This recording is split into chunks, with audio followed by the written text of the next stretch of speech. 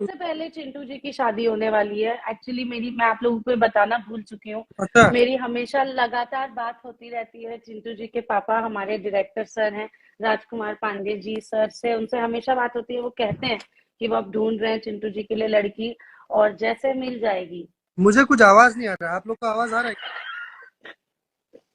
जैसे अच्छी लड़की मिलेगी ये वो ये शादी ये, करने। ये उसी प्रकार के दोस्त हैं आप सबसे मैं हमारे जितने भी मित्रगण हमें सुन रहे हैं, ये उसी प्रकार की मित्र हैं जो हम जो तो नहीं डूबेंगे सनम, पर आपको डुबाएंगे। आपको डुबा के मानेंगे। अक्की जी से 1 घंटे से मैसेज कर रहा हूँ, हाय अक्की, हाउ आर यू, डांट मत यार। उज्जवल पांडे जी इज आस्किंग, कहिया पूरी खाए के हा। हाँ। बताई बताई, सिर्फ पूरी ना, पास्ता चाउमीन सब मिली। हम कहता नहीं ना, मम्मी पापा के कुल सेविंग्स खत्म करब। जरूर बताई।